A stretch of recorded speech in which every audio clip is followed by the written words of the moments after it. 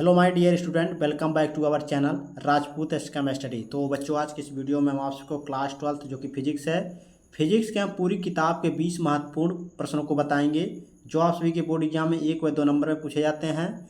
तो हम इस वीडियो में आपको 1 व 2 नंबर वाले प्रश्नों को बताएंगे जो आप सभी के बोर्ड एग्जाम 2025 के लिए बहुत ही इंपॉर्टेंट है। यदि इस वीडियो को आप देख लेते हैं तो आपका 1 व 2 नंबर वाले प्रश्न जो है बिल्कुल तैयार हो जाते हैं। आपको किसी और वीडियो को देखने की ज़रूरत नहीं पड़ेगी। आपको ये 20 जो मैं बहुत ही महत्वपूर्ण प्रश्नों को बताने जा रहा हूँ तो आप सभी के लिए बहुत ही इम्पोर्टेंट है। आपका 1 व 2 नंबर बिल्कुल तैयार हो जाएगा और जितने भी क्वेश्चन आपके जैसे पूछे जाते हैं हम उसी तरह आपको बताएंगे जो जो आपके क्वेश्चन आपके बोर्ड एग्जाम में पूछे जाते हैं। तो वीडियो को लास्ट तक देखिएगा, बहुत ही इंपॉर्टेंट वीडियो है। तो चैनल पर नए हो चैनल को सब्सक्राइब कर लीजिएगा, नोटिफिकेशन ऑन कर लीजिएगा। चलिए स्टार्ट करते हैं। तो देखिए पहला क्वेश्चन है हमारा एक कूलाम में कितने इलेक्ट्रॉन होते हैं। ये 100% पहला क्वेश्चन आपका पूछेगा, इसको तैयार कर लीजिए। एक कूलाम में कितने इलेक्ट्रॉन होते हैं। यहाँ पर आपका कोई और संख्या दे सकता है, जैसे 1 के स्थान पर 8 देख सकता है, 6 देख सकता है, 7 देख सकता है। तो इसको आपको हल करने का जो है तरीका मालूम होना चाहिए। ये 1 व 2 नंबर में पूछेगा, कभी कल बहुविकल्पी में पूछेगा या फिर 1 नंबर में या 2 नंबर में पूछ सकता है, लघुत्तरीय में लघुत्तरीय में और बहुविकल्पी में पूछ सकता है। तो अति लघुत्तरीय में भी पूछ सकता है। तो इसको देखिए किस प्रकार सॉल्व करेंगे। तो देखिए एक कूलाम किसका मात्रक है, आवेश का। तो आवेश यानी Q बराबर आपका दे दिया है आवेश जो कि हमारा है एक कूलाम। क्या, एक कूलाम दिया है, एक कूलाम दिया है। और देखिए एक कूलाम दिया, कितने इलेक्ट्रॉन होते हैं यानी कि यन यानी नंबर, यन बराबर आपको ज्ञात करना है। और आपके इलेक्ट्रॉन जो है, इलेक्ट्रॉन एक इलेक्ट्रॉन में कितने आपके जो हैं कितने आवेश होते हैं, कितना कूलाम होता है। तो होता है 1 इलेक्ट्रॉन में कितने कूलाम होते हैं, N.6 गुणे 10⁻90 कूलाम ये होता है। इतना आपको पता होना चाहिए। क्या, इतना पता होना चाहिए एक इलेक्ट्रॉन में कितने कूलाम होते हैं, इतने कूलाम होते हैं। तो देखिए अब इसका फार्मूला होता है, फार्मूला आपको क्वांटिकरण वाला आपको पता होगा। क्या, Q बराबर NE ये है। हमको ज्ञात क्या करना है, ज्ञात करना हमको यन। तो यन को हम इस तरफ लाएंगे और देखिए यन को हम इस तरफ नहीं लाएंगे, ई को इस तरफ लाएंगे क्योंकि यन हमको निकालना है। तो ई को इस तरफ लाएंगे, इधर गुने में इधर आएगा, बटे में हो जाएगा। तो यन बराबर आपको हो जाएगा Q अपान में ई यानी कि इलेक्ट्रॉन, ये हो जाएगा। अब इसको देखिए, अब यन बराबर आपका हो गया, Q हमारा कितना दिया, 1 दिया। अब देखिए अब इलेक्ट्रॉन हमारा ई कितना दिया, हमारा 1.6 गुणे 10⁻90 कूलाम। तो यहाँ पर हो जाएगा 1.6 गुने 10⁻90 कूलाम। अब इसको हम सॉल्व करेंगे। तो सॉल्व करेंगे तो इसका हम क्या करेंगे, ऊपर हम डिवाइड करेंगे तो आपका आएगा क्या, 0.62। क्या, 0.62 कितना 5 ये आएगा। उसके बाद देखिए ये जो आपका 10⁻90 है उसको हम ऊपर ले जाएंगे, नीचे आपका माइनस से ऊपर जाएगा आपका प्लस में हो जाएगा। तो यहाँ पर हो जाएगा 10⁻90 कूलाम।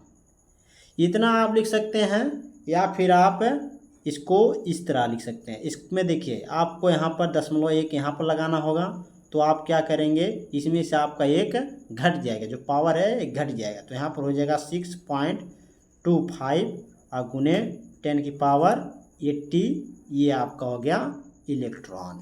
क्या, इलेक्ट्रॉन। इस तरह आप लिख सकते हैं।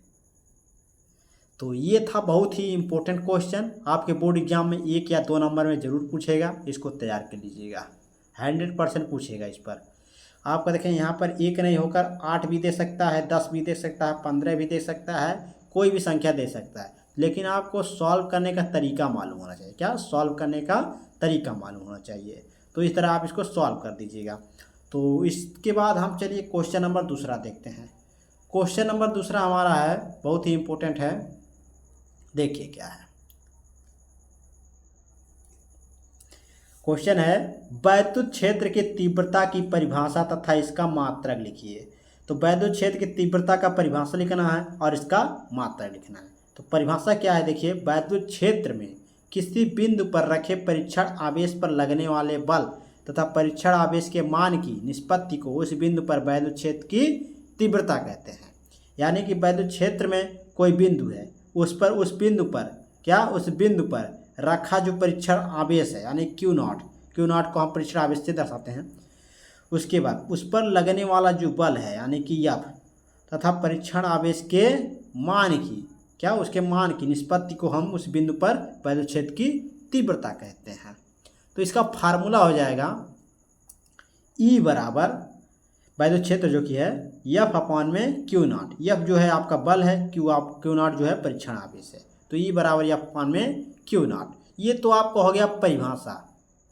अब इसमें हम क्या करेंगे, इसका मात्रक लिखेंगे। मात्रक क्या हो जाएगा, मात्रक आपको ज्ञात होना चाहिए। देखिए बल का मात्रक होता है न्यूटन, क्या, बल का मात्रक होता है न्यूटन, और कूलाम का मात्रक यानी कि ये क्यू है तो कूलाम आवेश है तो आवेश का मात्रक कूलाम हो गया, न्यूटन प्रति कूलाम। तो ये आपका हो गया न्यूटन प्रति कूलाम इसका मात्रक। तो ये था आपका दूसरा नंबर क्वेश्चन, बहुत ही इंपॉर्टेंट है आप सभी के बोर्ड एग्जाम की दृष्टि से, इसको तैयार कर लीजिए। हम जितने भी क्वेश्चन आपको बताएंगे बहुत ही इंपॉर्टेंट है आप सभी के बोर्ड एग्जाम की दृष्टि से। उसके बाद तीसरा नंबर क्वेश्चन है आपका, बहुत ही इंपॉर्टेंट है। तीसरा नंबर क्वेश्चन है समविभव पृष्ठ से क्या तात्पर्य है। समविभव पृष्ठ से क्या तात्पर्य है, तो इसका परिभाषा लिख दीजिए। देखिए किसी वैद्युत क्षेत्र में खींचा गया हुआ पृष्ठ जिस पर स्थित सभी बिंदुओं पर वैद्युत विभव बराबर हो, समविभव पृष्ठ कहलाता है। क्या, समविभव पृष्ठ कहलाता है। यानी किसी बिंदु पर जो खींचा गया वह पृष्ठ है, मान लीजिए कोई बिंदु है, क्या वैद्युत क्षेत्र है, क्या वैद्युत क्षेत्र है, उसमें खींचा गया पृष्ठ, कोई पृष्ठ है उस पर खींचा गया जिस पर वह स्थित सभी बिंदुओं पर विभव बराबर हो, क्या विभव जो है वह बराबर हो, समविभव पृष्ठ कहलाता है। तो ये था तीसरा नंबर क्वेश्चन, बहुत ही इंपॉर्टेंट है, इसको तैयार कर लीजिए। चौथा नंबर क्वेश्चन आपका इंपॉर्टेंट है संधारित्र की धारिता। देखिए क्वेश्चन है संधारित्र की धारिता की परिभाषा लिखिए। तो संधारित्र की धारिता का परिभाषा आपको लिखना है। देखिए किस प्रकार लिखेंगे, किसी संधारित्र की धारिता उसकी एक प्लेट को दिए गए आवेश तथा दोनों प्लेटों के बीच उत्पन्न विभवांतर के अनुपात के बराबर होता है। यानी कि जो संधारित्र की धारिता है उसकी प्लेट को, यानी कोई प्लेट है उसकी प्लेट, जो संधारित्र की धारिता की प्लेट है उसको दिए गए आवेश यानी Q तथा प्लेटों के बीच जो उत्पन्न विभवांतर यानी V के अनुपात के बराबर होता है। संधारित्र है, देखिए Q और V के अनुपात क्या है, बराबर है। C जो है संधारित्र, C से हम परिभाषित करते हैं संधारित्र को, तो C जो है Q और V के अनुपात के बराबर है। तो इस संधारित्र की धारिता का परिभाषा हो गया, सूत्र भी लिख लीजिएगा। तो ये आपका चौथा नंबर क्वेश्चन है। पांचवा नंबर क्वेश्चन देखेंगे, चलिए। तो देखिए पांचवा नंबर क्वेश्चन आपका न्यूमेरिकल है, ये भी आपके बोर्ड एग्जाम में पूछ सकता है 1 या 2 नंबर में। तो इसमें क्वेश्चन में क्या कहा गया है, 1 किलोवाट के विद्युत बल्ब में 1 मिनट में कितनी ऊर्जा व्यय होगी। आप सभी के जो है घर पर जो है विद्युत बल्ब लगा होगा, उसमें क्या है देखिए 1 किलोवाट है, उसके विद्युत बल्ब में 1 मिनट में कितनी ऊर्जा व्यय होगी, यानी कि व्यय ऊर्जा कितनी होगी। तो देखिए व्यय ऊर्जा जो है यूनिट, जिसे हम यूनिट कहते हैं आपके भाषा में, तो व्यय ऊर्जा क्या यहाँ पर लिखेंगे, व्यय ऊर्जा यानी कि यूनिट लिख दीजिए, यहाँ पर यूनिट लिख देते हैं हम। इसका जो फार्मूला होता है, फार्मूला आपको तैयार होना चाहिए, वाट गुणे घंटा और गुणे दिन और बटे में आपका हो गया 1000, क्या 1000, ये आपका फार्मूला इस पर रख दीजिए तो हो जाएगा। यहाँ पर देखिए वाट हमारा कितना है, किलोवाट है, किलोवाट यानी कि 1 किलोवाट में कितना होता है, 1000 वाट होता है। तो यहाँ पर 1000 लिख दीजिए, गुणे घंटा है, यहाँ पर 1 मिनट दिया है तो इसको हम क्या करेंगे 60 से भाग दे देंगे तो 1/60 हो जाएगा, गुणे। अब दिन कितना है आपका, दिन दिया नहीं है तो आप यहाँ पर 1 लिख दीजिए, क्या दिन 1 लिख दीजिए, और बटे में आपका है 1000। अब देखिए 1000 और 1000 आपका कट जाएगा, आपका आ जाएगा 1/100 60 ये यूनिट आ जाएगा। इसको चाहें आप भाग दे सकते हैं। ये आपका 1 पॉइंट आपका जो है आएगा 66 इतना आएगा यूनिट। तो इसको आप ये आपका 1/60 यूनिट इतना लिख दीजिए, बहुत आसान है। तो ये आपका क्वेश्चन था 5वां नंबर, जो कि बहुत ही इंपॉर्टेंट है आप सभी के बोर्ड एग्जाम के लिए। तो इसे आप तैयार कर लीजिए, ये भी आपका 100% पूछेगा। तो जितने भी क्वेश्चन आप सबको बता रहे हैं आप सभी के बोर्ड एग्जाम की दृष्टि से देख लीजिएगा, बहुत ही इंपॉर्टेंट है, आपके बोर्ड एग्जाम जरूर पूछेगा। क्वेश्चन नंबर 6 है हमारा, चुंबकीय फ्लक्स से आप क्या समझते हैं। क्या चुंबकीय फ्लक्स से आप क्या समझते हैं, जो चुंबकीय फ्लक्स है उससे आप क्या समझते हैं। तो इसका आपको परिभाषा लिखना है। उत्तर हो जाएगा, एक समान चुंबकीय क्षेत्र में, कोई एक समान चुंबकीय क्षेत्र है उसमें स्थित किसी पृष्ठ से लंबवत गुजरने वाली चुंबकीय बल रेखाओं की कुल संख्या को उस पृष्ठ से बद्ध चुंबकीय फ्लक्स कहते हैं। इसे फाई से दर्शाते हैं। मान लीजिए एक समान चुंबकीय क्षेत्र है, उसमें कोई स्थित पृष्ठ है, पृष्ठ से लंबवत जो गुजरने वाली चुंबकीय बल रेखाओं की कुल संख्या है उस पृष्ठ से बद्ध चुंबकीय फ्लक्स कहलाता है। इसे हम फाई से दर्शाते हैं। तो ये 6वां नंबर क्वेश्चन था, इसे तैयार कर लीजिएगा। 7वां नंबर क्वेश्चन है आपका, बहुत इंपॉर्टेंट है, एक धारा मापी को वोल्ट मीटर में कैसे बदलते हैं। क्या एक धारा मापी को वोल्ट मीटर में कैसे बदलते हैं। वोल्ट मीटर में कैसे बदला जाता है जो धारा मापी है, देखिए आप उत्तर हो जाएगा, श्रेणी क्रम में उच्च प्रतिरोध। क्या जो श्रेणी क्रम है उसमें उच्च प्रतिरोध जोड़ने पर, क्या उच्च प्रतिरोध जोड़ने पर धारा मापी वोल्ट मीटर में परिवर्तित हो जाता है। क्या जो धारा मापी है वह वोल्ट मीटर में परिवर्तित हो जाता है। जब श्रेणी क्रम में हम उच्च प्रतिरोध जोड़ते हैं तो उसमें जो है धारा मापी वोल्ट मीटर में परिवर्तित हो जाता है। तो ये 7वां नंबर क्वेश्चन था। 8वां नंबर क्वेश्चन देखते हैं। 8वां नंबर क्वेश्चन में है, वैद्युत अनुनाद से आप क्या समझते हैं। तो ये आपके बोर्ड एग्जाम में 2 नंबर में हो सकता है पूछे। तो ये इसका उत्तर हो जाएगा, किसी वैद्युत परिपथ की वह स्थिति जब किसी विशेष अनुनादी आवृत्ति पर उस परिपथ की प्रतिबाधाओं या प्रवेशता के मान परस्पर निरस्त हो जाए, अनुनाद वैद्युत अनुनाद कहलाती है। यानी कोई परिपथ है, वैद्युत परिपथ है, वह किस पर स्थित है। मान लीजिए किसी वैद्युत परिपथ की वह स्थिति है जब किसी विशेष अनुनाद पर वह परिपथ की बाधाओं पर यानी प्रतिबाधाओं पर, रुकावटों पर के मान परस्पर निरस्त हो जाता है। जब निरस्त हो जाता है तो उसे हम वैद्युत अनुनाद कहते हैं। तो इस क्वेश्चन को आप याद कर लीजिए। चलिए क्वेश्चन नंबर 9 देखते हैं। क्वेश्चन नंबर 9 है आपका, यदि प्रत्यावर्ती धारा परिपथ में केवल संधारित्र हो तो वह सामर्थ्य शक्ति कितनी होगी। यदि प्रत्यावर्ती धारा परिपथ में केवल संधारित्र हो, केवल संधारित्र हो तो वह जो सामर्थ्य यानी शक्ति है, वह सामर्थ्य शक्ति है वह कितनी होगी। तो देखिए, यदि प्रत्यावर्ती धारा परिपथ में केवल संधारित्र है, मान लीजिए कोई प्रत्यावर्ती धारा है उसमें केवल संधारित्र है, केवल संधारित्र, तो वह ऊर्जा जो वह सामर्थ्य शक्ति होगी वह शून्य होगी। कितना होगी, शून्य होगी। जो प्रत्यावर्ती धारा है आपका उसके परिपथ में जब केवल मान लीजिए संधारित्र है, क्या संधारित्र है, तो वह सामर्थ्य जो है शक्ति जो है शून्य होगी। तो ये क्वेश्चन नंबर आपका 9 था। क्वेश्चन नंबर 10वां चलिए देखते हैं। क्वेश्चन नंबर 10वां में क्या है, देखिए, परावैगनिक किरणों के किन्हीं 2 उपयोग को लिखिए। यानी कि इसमें कह रहा है परावैगनिक किरणों के किन्हीं 2 उपयोगों को लिखिए। तो ऑप्शन ये है हमारा, पहला इसमें उपयोग है अदृश्य दिखाई देना। क्या अदृश्य दिखाई देना, नकली दस्तावेजों के अंगुली के निशानों पर का पता। तो ये पहला आ जाएगा आपका उपयोग। दूसरा है खाने की वस्तुओं के संरक्षण में। क्या खाने की वस्तुओं के संरक्षण में, तो दूसरा आपका जो है उपयोग हो जाएगा। 11 नंबर आपका बहुत ही इंपॉर्टेंट आपका क्वेश्चन है। क्वेश्चन में है क्रांतिक कोण की परिभाषा लिखे। जो क्रांतिक कोण है इसका परिभाषा लिखना है। तो क्या होता है क्रांतिक कोण, तो देखिए, सघन माध्यम में बना, क्या जो सघन माध्यम में बना वह है आपतन कोण जिसके लिए विरल माध्यम में आवर्तन कोण 90 अंश हो, क्रांतिक कोण कहलाता है। जैसे सघन माध्यम में कोई बना है आपतन कोण, क्या जो सघन माध्यम में बना है आपतन कोण जिसके लिए जो विरल माध्यम है, जिसके लिए विरल माध्यम में अपवर्तन कोण का मान जब 90 होगा तब क्रांतिक कोण वहाँ पर होगा, यानी क्रांतिक कोण कहलाएगा। तो ये उत्तर आपका हो जाएगा क्रांतिक कोण की परिभाषा। तो अब क्वेश्चन नंबर 12 देखेंगे। क्वेश्चन नंबर 12 में है, उस भौतिक सिद्धांत का नाम लिखिए जिस पर प्रकाशिक तंतु का कार्य सिद्धांत आधारित है।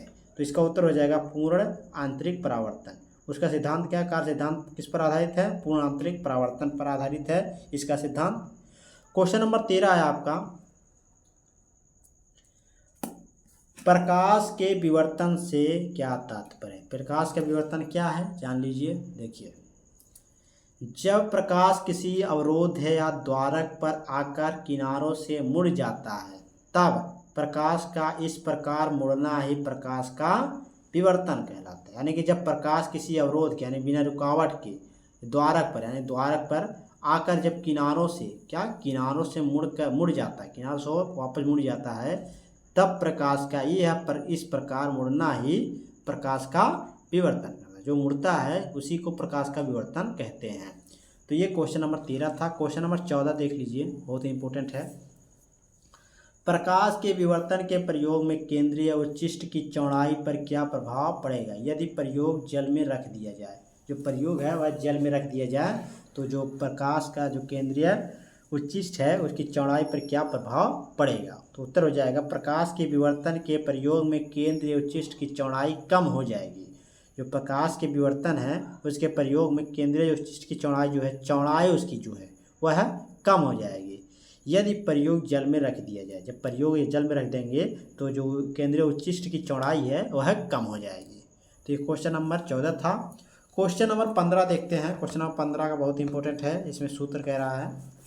तो क्वेश्चन है, डी ब्रॉगली तरंगदैर्ध्य का सूत्र लिखिए। तो डी ब्रॉगली तरंगदैर्ध्य का फार्मूला है लैम्डा बराबर h/mv, जहाँ लैम्डा आपका है तरंगदैर्ध्य, h है प्लांक नियतांक और m है कण का द्रव्यमान, v है कण का वेग। तो ये आपका 15 नंबर क्वेश्चन है। चलिए क्वेश्चन नंबर 16 देखेंगे। क्वेश्चन नंबर 16 है आपका, हाइड्रोजन के वर्णक्रम स्पेक्ट्रम में कौन सी श्रेणी पराबैंगनी भाग में पाई जाती है। जो हाइड्रोजन के वर्णक्रम है स्पेक्ट्रम जिसे कहते हैं वह कौन सी श्रेणी पराबैंगनी भाग में पाई जाती है। तो देखिए उत्तर हो जाएगा हाइड्रोजन के वर्णक्रम स्पेक्ट्रम में क्या, हाइड्रोजन के वर्णक्रम स्पेक्ट्रम में पराबैंगनी भाग में लाइमन श्रेणी पाई जाती है। कौन सी श्रेणी पाई जाती है, लाइमन श्रेणी। कौन सी, लाइमन श्रेणी। तो इसका उत्तर हो जाएगा क्वेश्चन नंबर 16 का। क्वेश्चन नंबर 17 देखते हैं, सूर्य से प्राप्त ऊर्जा किस क्रिया का परिणाम है। क्या जो सूर्य से प्राप्त ऊर्जा है किस क्रिया का परिणाम है। तो उत्तर हो जाएगा सूर्य से प्राप्त ऊर्जा हल्के नाभिकों के संलयन का परिणाम। क्या, नाभिकों के संलयन का परिणाम है। जो सूर्य से प्राप्त ऊर्जा है वो हल्के नाभिकों के संलयन का परिणाम है। तो क्वेश्चन नंबर 17 आपको समझ में आ गया होगा। तो चलिए क्वेश्चन नंबर 18 देखते हैं।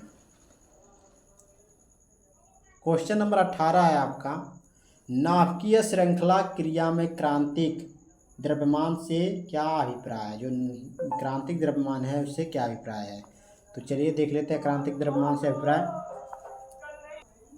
तो देखिए, नाभिकीय विखंडन की श्रृंखला अभिक्रिया चालू रखने के लिए विखंडनीय पदार्थ का द्रव्यमान सदैव एक निश्चित द्रव्यमान से अधिक होना चाहिए। इस निश्चित द्रव्यमान को ही क्रांतिक द्रव्यमान कहते हैं।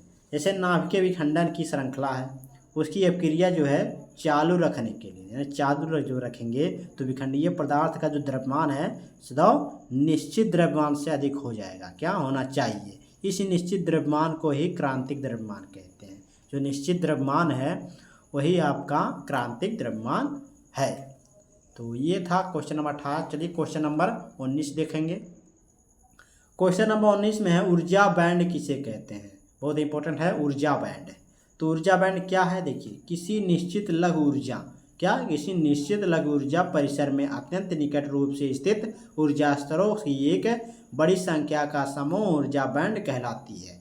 मान लीजिए कोई किसी निश्चित लघु ऊर्जा परिसर में अत्यंत निकट रूप यानी कि नज़दीक से रूप से स्थित जो ऊर्जा स्तरों की एक बड़ी संख्या को जो एक बड़ी संख्या है उसके जो समूह यानी कि आपस में मिले हुए समूह को ऊर्जा बैंड कहते हैं। तो ये क्वेश्चन नंबर 19 था। चलिए क्वेश्चन नंबर 20 देख लेते हैं। क्वेश्चन नंबर 20 आपका बहुत इंपॉर्टेंट है, एक नंबर में पूछेगा, ठोसों में उपस्थित ऊर्जा बैंडों का नाम लिखिए। क्या, ठोसों में उपस्थित ऊर्जा बैंडों का नाम लिखिए। दो नाम है आपके, चालन बैंड है तथा संयोजन बैंड। क्या, ऊर्जा चालन बैंड और संयोजी बैंड। तो ये था आपका 20 महत्वपूर्ण प्रश्न जो आप सभी के बोर्ड एग्जाम में 100% इसी में से आपका पूछेगा, इससे बाहर आपका नहीं पूछेगा। आपके जो ये 20 महत्वपूर्ण है इसमें से आपके बहुत ज़्यादा क्वेश्चन 1-2 नंबर में पूछे जाएंगे, तो इसको आप बिल्कुल स्किप मत कीजिएगा, इसको आप बिल्कुल तैयार कर लीजिएगा। आप इसे ज़रूर तैयार कर लीजिएगा क्योंकि बहुत ही इंपॉर्टेंट है आपके बोर्ड एग्जाम के दृष्टि से। अगर आप सभी को एक क्वेश्चन सभी समझ में आ गया होगा तो लाइक शेयर कमेंट जरूर कीजिएगा। चैनल पर नया हो चैनल को सब्सक्राइब कर लीजिएगा, नोटिफिकेशन ऑन कर लीजिएगा। तो देखिए इसका अगर आपको पीडीएफ चाहिए तो आप टेलीग्राम चैनल पर ज्वाइन हो जाइए और यहाँ पर कमेंट कर दीजिएगा, हम आपको टेलीग्राम चैनल पर इसका पीडीएफ प्रोवाइड करा देंगे। तो चलिए मिलते हैं आपसे नेक्स्ट वीडियो में नेक्स्ट टॉपिक के साथ। धन्यवाद।